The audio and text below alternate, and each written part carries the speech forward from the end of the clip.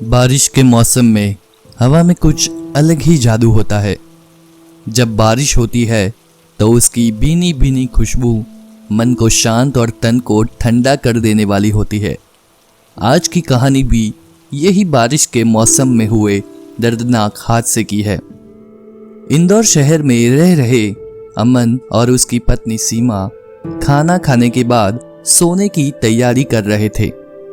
आसमान में काले बादल छाए हुए थे। लगता है बारिश होने वाली है। मैं राजू को सुला के आती हूँ। राजू अमन और सीमा का 8 साल का बच्चा है। उसे बिजली से बहुत डर लगता है, इसलिए सीमा उसके कमरे में जाकर उसे सुला देती है।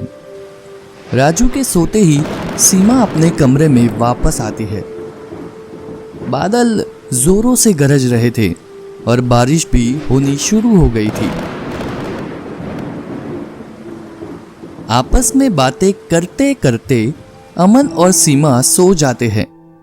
रात के तकरीबन 2 बजे थे और अचानक से अमन की आंखें खुल गई। बहुत जोरों की बारिश हो रही थी। बारिश के गिरने की आवाज के साथ अमन को दरवाजा पटकने की आवाज सुनाई देती है। वो उठकर बाहर जाके देखता है तो पता चला कि राजू के कमरे का दरवाजा अपने आप पटक रहा है। 2-3 बार पटकने के बाद वो दरवाजा जोर से बंद हो जाता है।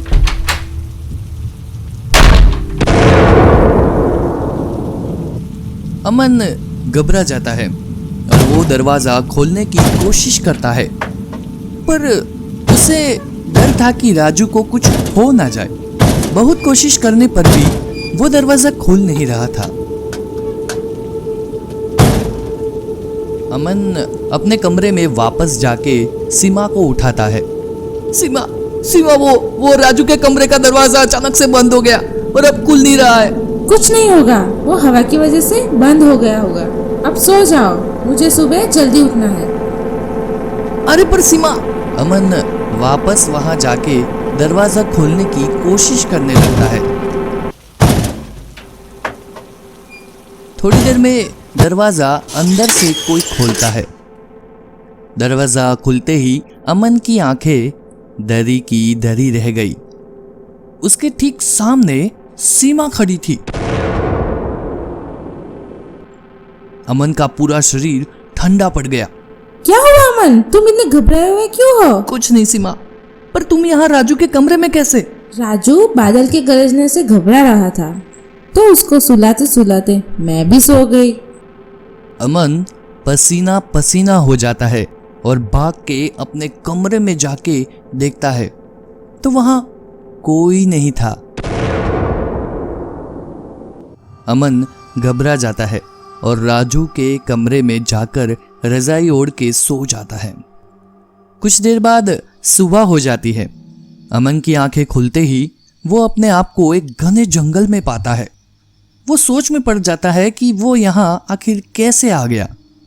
वो उठ के अपने आसपास देखता है, पर उसे पेड़ पौधों के अलावा दूर दूर तक कुछ नहीं दिख रहा था। अमन अपने घर की तलाश में इधर उधर भटकने लगता है। कुछ ही देर में हाथ में लकड़ी लिए उसके सहारे चलता हुआ एक बुजुर्ग उसकी ओर आते दिख रहा है। अमन को थोड़ी सी राहत महसूस होती है। उसे लगता है कि यह बुजुर्ग उसकी जरूर मदद करेगा। सिर पे कंबल ओढ़ा और लकड़ी के सहारे धीरे धीरे चल रहा यह बुजुर्ग अमन के पास आता है। अमन को उनका चेहरा ठीक से दिखाई नहीं दे रहा था, क्योंकि बारिश की वजह से वहां बहुत कोहरा था और ऊपर से वह बुजुर्ग ने कंबल ओढ़ा था। अमन उनसे पूछता है, अरे बाबा, पता नहीं मैं यहाँ कैसे आ गया। क्या आप मुझे बता सकते हैं मैं कहाँ हूँ? वह बुजुर्ग अपने सर पे से कंबल हटाता है। यह देखकर अमन की आंखें फटी की फटी रह गई। दरअसल यह बुजुर्ग का नाम मोहनलाल था। अमन उनको बहुत अच्छे से जानता था। हुआ कुछ ऐसा था कि मोहनलाल के पास बहुत पैसा था। वह एक व्यापारी थे। उसके परिवार में और आगे पीछे कोई नहीं था। अमन मोहनलाल के वहां काम करता था और उसकी नजर हमेशा मोहनलाल के पैसे पे रहती थी। एक दिन अमन ने मोहनलाल की सारी संपत्ति को धोखे से अपने नाम करवा लिया और उसे इसी जंगल में एक्सीडेंट करवा कर मार दिया। इस घटना को तकरीबन 1 साल गुजर चुका है। अमन को यह घटना अपने आंखों के सामने दिखाई दे रही थी। अमन बहुत घबरा जाता है और जितना तेज हो सके उतना तेज भागता है। भागते भागते वो एक पत्थर से टकराकर नीचे गिर जाता है और सिर पे चोट लगने की वजह से उसकी मौत हो जाती है।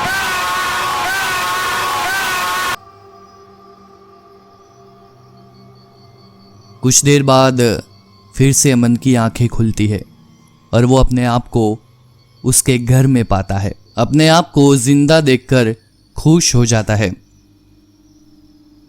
लेकिन वो जैसे ही बेड से उठता है तो उसके ठीक सामने बुजुर्ग मोहनलाल खड़ा था। अमन घबरा के गिड़गिड़ाने लगता है। मुझे मत मारो, मैं आपके सारे पैसे दे दूंगा।